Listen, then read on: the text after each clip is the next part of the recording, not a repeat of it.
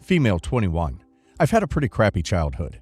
My dad was a junkie when I was born, and when I was 3, just picked up and left my mom and me. My older half-sister, different dads, was not a pleasant person to be around, and my mom was so busy working, I felt like I was really alone. When my mom died in 2011, my grandma took me in and things got a lot better.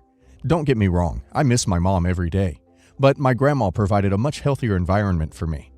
My dad contacted my grandma in 2018 because he wanted to get in touch with me, but I shut that down. I wouldn't even see him, wouldn't talk to him or anything. Well, it turns out that he had turned his life around, gotten married, and had a whole new family, but never had any other kids. He wanted to get to know me because he found out he had stage 5 pancreatic cancer, but I didn't want anything to do with him. I never contacted him back. Long story short, he died 6 months ago. I only found out recently because my stepmother contacted me about inheritance. My dad had left everything to me. It's not a life-changing amount. Oh my God, I already did an edit about this, but by not a life-changing amount, I mean that I'm still on the same track I was about. I'm still going to college for the same degree, just debt-free. I'm still planning on buying the same house and investment properties, just with smaller loans. It will improve my life so much, but I'm still going to work and do the same thing I was gonna do before. But he made me beneficiary of his life insurance, $100,000, left me his savings, $35,000, and his house, which in this market, I could sell for around $400,000. I mean, with this money, I could have college paid for, buy a house, and some investment properties, and still have a nice nest egg to fall back on in case of hard times. She gave me the contact information for the lawyer handling the estate. The problem is that his wife hadn't ever planned on working again. She had quit her job when she moved in with my dad and hasn't worked in 6 years. She was telling me that it would be wrong to keep all of the money, especially since I never made up with him, and that I need to split it 4 ways so that she and my siblings could have an equal share. I told her she could pound sand because he abandoned me for years and she got all the best parts of my dad, and all I got was the inheritance, and I hung up. I contacted the lawyer and everything is cut and dry. He left his wife and stepkids $100 each and left everything else to me, but I'm starting to feel bad for his wife. Would I be the a-hole if I didn't split the money? I mean, my dad never did anything for me, so this last grand gesture is really all I have. Edit. They're living in the house and she's not on the title. I'm planning on hiring a property management company and writing up an official lease. I don't want to make them homeless, and I'm not planning on selling the house right away, but I don't want to make any mistakes and lose the house by having her live in it, thus the property management company. I'm going to talk to my grandma on my dad's side and see if I can figure out why my dad left his other family out of the will. Update. Okay, wow. I just got off the phone with my grandma. I messaged her on Facebook and she gave me her number. I called her during my break. Apparently, my grandma hates my stepmom. I mean, I don't even know where to start. So I guess my dad wanted to reach out to me a lot sooner than he did, but his wife kept on convincing him not to because she was saying if he got in touch with anyone from his junkie days, he would relapse. On top of that, they never actually got married. They had a ceremony 6 years ago, but they didn't sign any marriage licenses because they thought my mom was still alive and that he was married to my mom. She didn't want him to reach out for a divorce because, again, he might have relapsed. And the nail in the coffin, she was almost certainly cheating on him. I don't want to get into all the drama about the whole thing, but the only reason he didn't throw her out is because she got rid of the proof and he didn't have any way to confirm it was more than sexting, for years. Basically, it was a dysfunctional marriage, and by the end of everything, he didn't have the energy to deal with her, so he just let her be. Personally, what I think is that she never wanted me to be part of their perfect family. If he had reached out to my mom for a divorce, then he'd probably want to reach out to me too. I'm sorry, I meant prostate cancer, not pancreatic. Like I said, I wasn't super privy to information about his life until recently. Not the a-hole. You don't know his wife. You don't owe her anything. Your father left them each $100. He knew what he was doing. That inheritance is yours. 100% not the a-hole. Your dad made the decision to leave absolutely everything to you. So he clearly felt you deserved it, needed it, and they didn't. Feels to me like he was thinking along the same lines as you, realizing he'd shortchanged you on a relationship, so all he could do was leave you an inheritance. Keep the money. It's what your dad wanted. Not the a-hole. She didn't have to quit. She is a grown woman. Don't split it with people who wouldn't give you the time of day otherwise. I think your dad knew what he was doing, so respect his wishes. And you aren't being a cruel person. You are letting them stay in the house and aren't making them homeless. Just make sure you do everything by the book and use the money to better your life. I, 50 male, have a daughter, 19 female, who used to live with her mom, 50 female, but she now goes to uni in the north. This situation happened back in May, but my daughter recently completely cut contact with me for it, and I need to know if I'm wrong. My daughter and I had a lot of issues with our relationship after the divorce was finalized, and it was always painful because all I've ever wanted was to be the best dad I could for her. Despite our issues, she made a step of good faith and invited both me and my new wife to her graduation brunch and graduation. My daughter has always been such a go-getter and planned the entire brunch herself. Her mother and I were supposed to split the cost, but I could not afford it, so her mother paid for the brunch in full. When my wife and I arrived to brunch, it was better than we could have imagined. She had the place decorated to the T. When I got there, she gave me a huge bear hug and asked if we could talk. She let me know that it slipped her mind to grab everyone's tickets for the graduation because she needed to set up brunch and said someone would contact me and would get them to me so that we could get in. After we all enjoyed the brunch, my wife and I go home to wait for the graduation. As we are waiting, no one reaches out to us. My ex-wife and I are on bad terms, so I have her number blocked. Around 20 minutes before the graduation is to begin, my other daughter, 21 female, calls and asks if I am there to get the tickets from her. I am taken aback. I expected to be contacted long before the actual graduation began. I was hurt to say the least. It felt like people didn't want me there.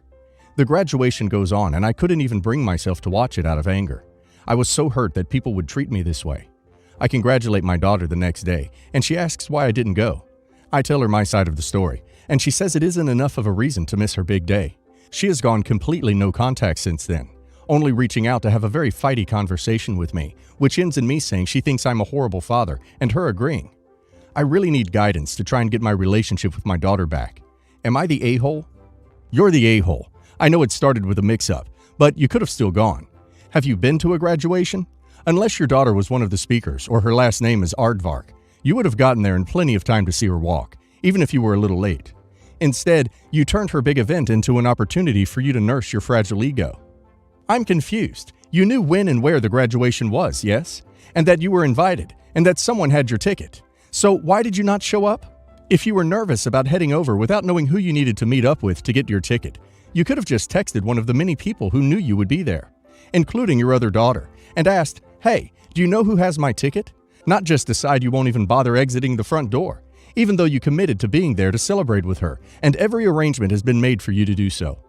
You're the a-hole. You have to put the bare minimum initiative and effort into showing up for your daughter if you want a relationship with her. You're the a-hole for making it all about yourself.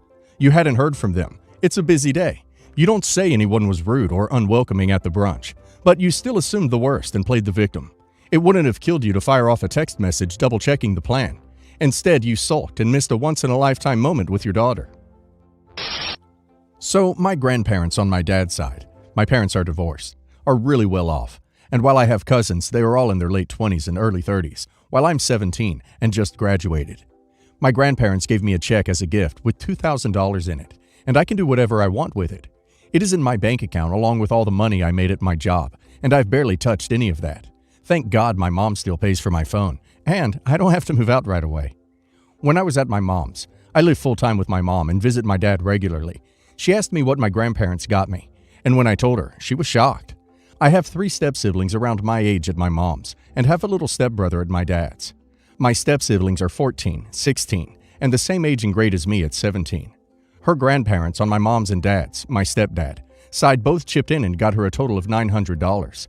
My stepdad's parents didn't get me anything, but that's fine. I'm not technically their grandkid, so it's whatever.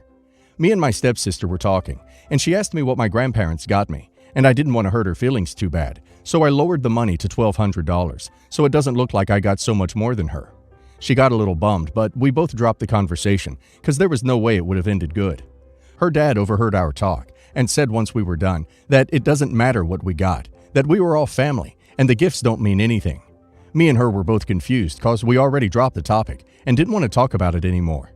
Later, my mom pulled me aside and basically asked if I could give her about $300 of my gift money, so it looks more fair between us.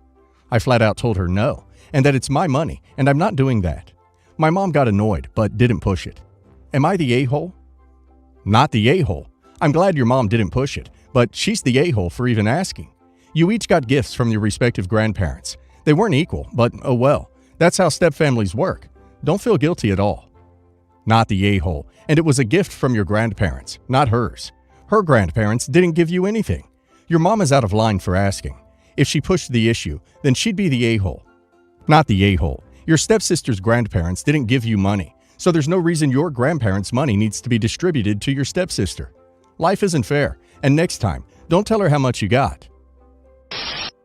I, female 28, started dating a guy back when I was 20. We'll call him Matt. Matt, at the time we started dating, was 27. Matt had a daughter, Sally, who was 4 years old when we got together, is now 12. Her mom, Kate, and Matt split when Sally was 1. There weren't any drama. They share custody.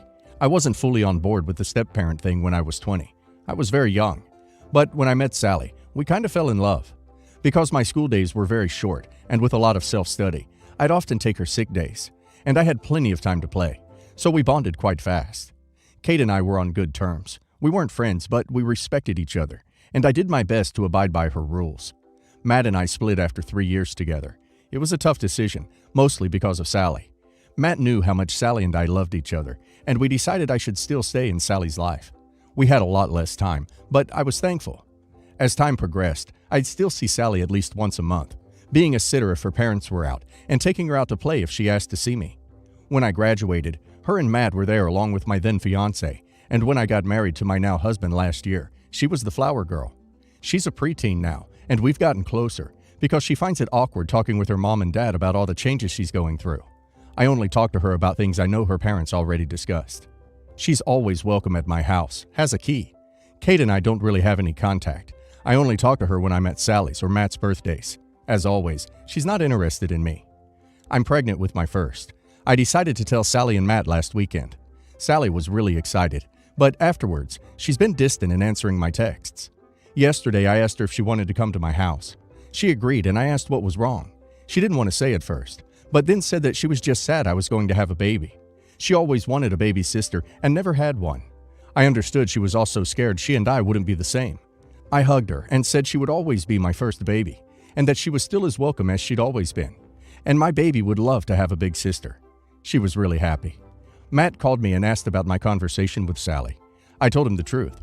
He told me Kate was furious with me, that she and Sally had been drifting apart, and I was making it worse basically accepting Sally as my daughter.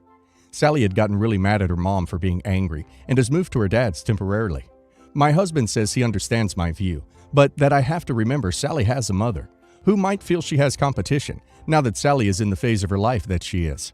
Matt clearly thinks I need to back off now. I still haven't heard from Kate. Sally is sad she's not allowed to see me. Am I the a-hole? Edit for clarification. I just wanted to clear something up as I've seen this a lot.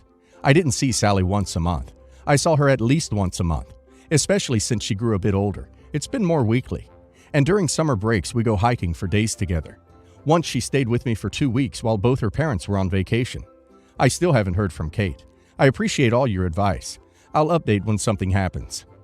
Not the a-hole. You may have used words that inflame Katie, but your heart was in the right place by reassuring Sally that yours and hers relationship will always be special and that it will not be harmed by the arrival of your own biological child. Let things cool down a bit. Then, talk with Matt about how best to reinforce that Sally's biomom is Kate and that you have no wish to undermine that relationship. And at some point, you need to discuss with Sally the complexity of her relationships among her various parental figures, biological, step, and ex-step. No a-holes. It's a complicated situation, and everyone needs to be delicate. 12-year-old girl having issues with her mother is quite typical, and they'd have those same exact issues if you hadn't been in the picture at all. Maybe try to view Sally as your younger sister rather than daughter, and your baby as her niece rather than younger sister. Looking at the dynamics and getting Sally to see them that way might make things easier for everyone. I think your husband sort of hit the nail on the head here. The more healthy adults around a child to love on them, the better in my opinion. But styling yourself as a second mom figure when you're not involved with Sally's father, so not a stepmom, and Sally has a present and involved mom is tricky. In my culture, we call the adults around us aunt and uncle, even for family friends, etc. That allows us to have these close loving relationships like you have with Sally, without overstepping on the parental roles. You might have to check that this is really coming from Kate. It could be that Matt has a new girlfriend who dislikes being overshadowed by an ex who is incredibly involved, despite not being the mother of his kid. But either way, if the parents have asked for space, it does no harm to respect that and stay in touch with Sally via phone calls every few weeks. And then after the baby arrives, inviting Kate, Matt, and Sally to meet your baby as an icebreaker. No a-holes.